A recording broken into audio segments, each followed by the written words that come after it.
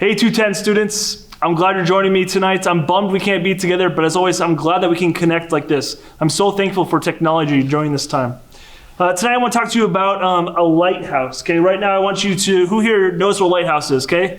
Tell whoever you're watching this with what a lighthouse is and what it does. Okay, good job, I knew. You guys are very smart. Okay, so here's a lighthouse. Might be a little hard to see. But the point of the lighthouse is that it's at the end of a giant lake or an ocean, and so that the boats can see where they need to go without running into land, which was a problem before they had lighthouses. And it was something that it stuck up so high, and it was so bright that it was easy for everyone to see so they could get to where they were going safely. And today we're going to talk about what does that mean for you guys to be a light. And what does the Bible teach us about being a light? We're talking about bold faith moves, and sometimes you have to have some bold faith to be a light to others when things aren't going the way you want them to. When life is changing, and it's not what we expect or what we want. So how can we take some bold faith steps and be a light to others? How can we be a light to our family? How can we be a light to our friends who we can't see or be with? And we're going to talk about that tonight. And we're going to go to what the Bible has to say. So tonight we're talking about how can you be a light? And reminding you that you are the light of the world. As believers, we are all called to be the light of the world. And so we're going to go to the book of Matthew, okay? If you're at home, say Matthew. Okay, good job. Matthew's found in the New Testament. The Bible's the two parts, the Old Testament and the New Testament. And this is in the New Testament. And this is Jesus, and he's giving what's called the Sermon on the Mount. And it's this kind of really big, famous talk that he's giving to tons of people, and this is just a small part of it, okay? So this is an important thing that Jesus wants us to know. And this is what it says in verse 14. I'm just going to read it all at once, then we'll go through it. It says, verse 14, "You are the light of the world. A town built on a hill cannot be hidden. Neither do people light a lamp and put it under a bowl. Instead, they put it on its stand, and it gives light to everyone in the house. In the same way, let your light shine before others, that you may see good deeds and glorify your Father in heaven."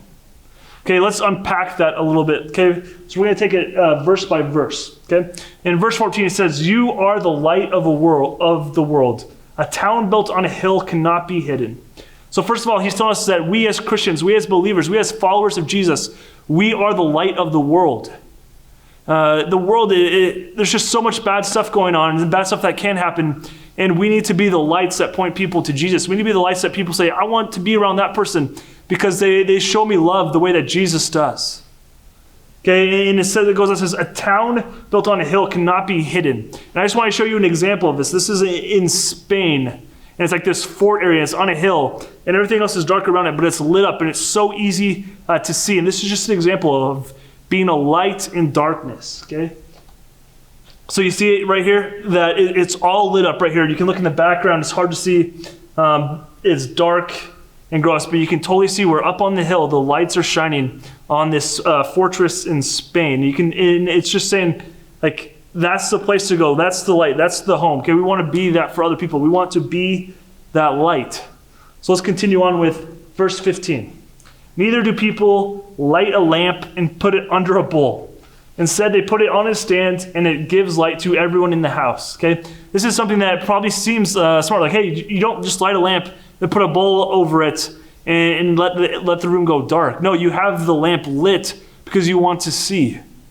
Okay, you want to light up a room. You want to take out the darkness. Okay, so neither do people light a lamp and put it under a bowl. Instead, they put it on a stand. So they put it on a special stand where it can light the room the best. They found the best spot on the stand to make it up high so it can light as much space as possible. So they put it on a stand, and it gives light to everyone in the house.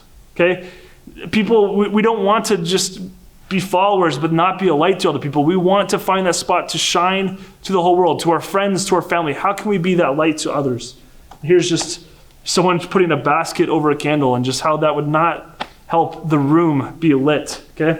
And we're going to go to verse 16. "In the same way, let your light shine before others, that they may see your good deeds and glorify your Father in heaven." In the same way, let your light. Jesus is telling us that we need to be those lighthouses. We need to be those candles. We need to be those lanterns to other people. We want them to see our good deeds. We want them to see that we're trying to glorify God. And so our question is, how can we be that in this time? When our school looks different. Okay, how can we be that when we're just constantly around our family? Maybe we feel annoyed with some of our family members, if we're being honest. Or we can't, we're doing FaceTime calls or Zoom calls just to catch up with people. How can we be a light during this time? How can we take a bold faith step to when everyone else is feeling like there's no hope and it's just they don't know what to do and maybe they're scared? How can we be lights to other people? How can we do good deeds towards others? How can we point people to Jesus? Okay, and that's our question. Because at 210, we as students, we want to let our light shine. Let your light shine. So I want you to think about that. How can I let my light shine this week? Okay, as soon as you get done with this YouTube video, talk about it with whoever you're watching this with, or go pull someone in and have them watch it and say, hey, how can we be lights to other people this week? Okay, how can I be a light to someone tonight after I get done watching this? How can I be a light to my sibling who annoys me? How can I be a light to my parents who are just always around now? How can I be a light to people I can't be in physical contact with but that I care about? I want you to ask those questions. I want you to think of ideas of what you could do. You guys are amazing, and God wants to use you for big things.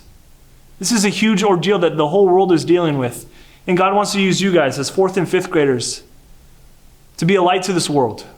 And I know that you can do that. And I'm excited to hear and to see what God can do through you guys as you are being lights to the world. Okay? Just a last reminder is that you guys are loved and you are valued and you belong here. Okay? We talked about this, that you are loved by God. He sent Jesus down to die on a cross for you because he loved you so much. He wants to be with you. He wants to get to know you.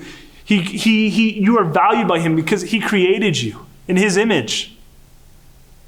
How awesome is that? The God that created the heavens and the earth, the God that created all the stars that we see at nighttime, he thought about you and he created you. You are valued. Right? And you always will belong to him. Right? He always has his arms open for you to run to him, to be with him, to get to know him, to grow with him. And the same is true here at 210. That me and all the other leaders, okay, your leaders that care about you, they love you guys. I love you guys. Okay, we value you. It stinks that we can't be together and to hear what God is teaching you, but I'm excited to know that you guys are growing closer to God. We value what God is doing in your life. Right? And you guys will always belong here at Valley Church. You guys will always belong in 210, no matter what grade you're in. You guys will always have a special place in our hearts, okay? So just remember that when you're feeling down, remember that you are loved, that you are valued, and that you belong, okay? With God and with us here at Valley Church. 210 students, thank you for watching this. We'll see you guys next week.